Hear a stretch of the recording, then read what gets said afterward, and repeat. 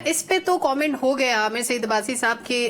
کیا چل رہا ہے، کس طرح پی ٹی آئی اس معاملے کو کیش کر رہی ہے اور کس طرح گورنمنٹ یہ سمجھ رہی ہے کہ یہ ان کے حق میں جاتا ہے، یا گورنمنٹ والی پارٹیز کہہ لیجئے۔ اب بات آتی ہے ان بیانات کی جو علی امین گنڈا پور بطور وزیر اعلیٰ یا بطور پارٹی رکن دے رہے ہیں۔ ایک طرف تو وہ اس معاملے کو کہہ رہے ہیں کہ وہ کہہ رہے ہیں کہ سائفر تو تھا ہی نہیں، آپ نے سزا کس بات پہ دے دی، اور دوسرا وہ وزیر اعظم کے بارے میں جس قسم کی ابھی کچھ ہی دن پہلے کی بات ہے کہ وہ گئے تھے، انہوں نے کہا کہ صوبہ کرائسس میں ہے، قرضے بہت بڑھ گئے ہیں، پیسے نہیں ہیں خزانے میں تو پیسے چاہیے۔ وزیر اعظم صاحب نے یقین دہانی کرا دی۔ اب وہ کہتے ہیں کہ یہ ان سے میں کیا بات کروں، یہ تو فارم 47 والے وزیر اعظم، مطلب وہ ان کو کچھ سمجھتے ہی نہیں ہے۔ تو یہ جو بڑکیں باہر آ کے مار رہے ہیں، ان کا امپیکٹ کیا ہے؟ کیا وہ صوبے اور وفاق کے تعلق کو خراب کر رہے ہیں ان سٹیٹمنٹ سے؟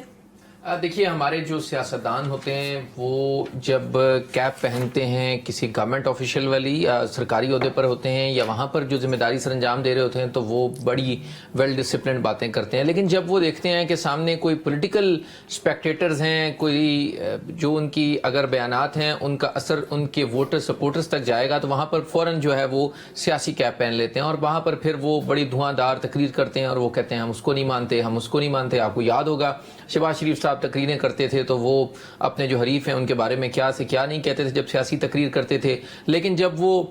پاور کوریڈورز میں آتے ہیں اور جب اقتدار کی کرسی پر بیٹھتے ہیں تو پھر وہ دوسرے بیانات دیتے ہیں۔ تو بہرحال یہ آپ کو پتہ ہے آج بھی، کیونکہ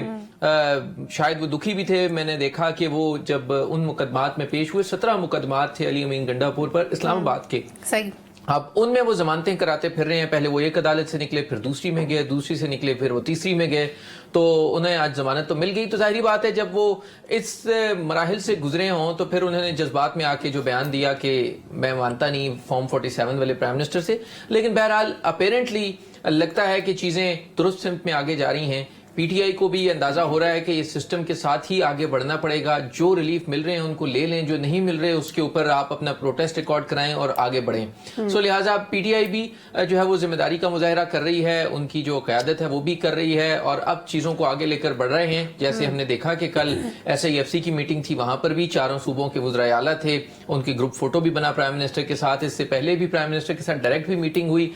چیف منسٹر کے پی کے کی۔ تو اپیرنٹلی اب چیزیں درست سمت میں آگے بڑھ رہی ہیں، لیکن بہرحال آپ کو پتہ ہے سیاسی جماعتیں ہیں، ان کا اپنا اپنا رول ہوتا ہے۔ آپ کو پتہ ہے اب جس طرح وفاقی حکومت آئندہ آنے والے دنوں میں نچکاری کرنے جا رہی ہے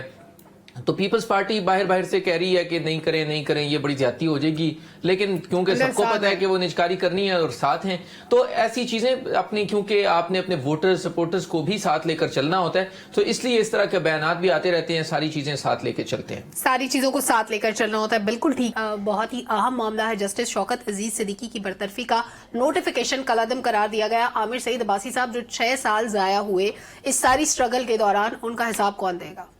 دیکھیے، شوکت عزیز صدیقی صاحب جب اسلام آباد ہائی کورٹ کے جج تھے تو اس وقت بھی ان کے اوپر الزامات عائد کیے جاتے رہے، کیونکہ وہ جس طریقے سے جب کورٹ کی پروسیڈنگز کو آگے بڑھاتے تھے، سب سے پہلے انہوں نے، آپ کو یاد ہوگا اسلام آباد دھرنا کیس میں جب وہ ایگریمنٹ ہوا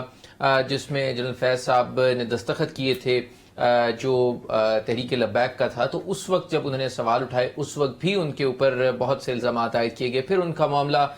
چلتا رہا سپریم جوڈیشل کونسل میں، پھر انہوں نے پنڈی ڈسٹرکٹ بار میں ایک تقریر کر دی تھی اور اس تقریر میں انہوں نے الزامات عائد کیے اور اس کے بعد پھر انہیں اس تقریر کے بعد برطرف کر دیا گیا تھا۔ تو اب یہ جو معاملہ تھا یہ ان کی یہ استدعا تھی کہ اگر آپ نے اس کیس کے اوپر میرے خلاف کارروائی بھی کرنی ہے تو ان چیزوں کو بھی دیکھا جائے جو انہوں نے الزامات عائد کیے تھے کہ مینیپولیشن ہوتی ہے، بینچز فکسیشن ہوتی ہے، یہ تمام تر تھے، لیکن انہیں نہ صرف برطرف کر دیا گیا، کوئی پرکس پریولیجز نہیں تھے، انہوں نے بڑا مشکل ٹائم دیکھا اور بہت کٹن سفر سے وہ گزرے اور وہ ریلیف اور انہوں نے تمام سہولیات بھی چھوڑی جو ایک ریٹائرڈ جج کو یا ایک جج کو جو ہے ملنی چاہیے، لیکن آج پھر اس سپریم کورٹ آف پاکستان نے ان تمام فیصلوں کو اوور ٹرن کر دیا اور یہ کہہ دیا کہ ان کی جو برطرفی تھی وہ درست نہیں تھی، لیکن ان الزامات کی نہ تو کوئی تحقیقات کی گئی، نہ ان الزامات پر کوئی بات کی گئی اور نہ ہی ان الزامات کے اوپر اب آئندہ آنے والے دنوں میں کوئی بات ہوگی۔ لہٰذا یہ بہت المیہ ہے کہ آپ کو پتہ ہے کہ ہمارے یہاں جو انصاف ہے اس میں تو بہت تاخیر رہتی ہے، کبھی کسی کو 40 سال بعد ملتا ہے، 45 سال بعد ملتا ہے، ان کو 6 سال کے بعد مل گیا، تو جو لوگ آج انصاف کی ریکویسٹ کر رہے ہیں اب ان کا نمبر کب آتا ہے یہ بات دیکھنی پڑے گی۔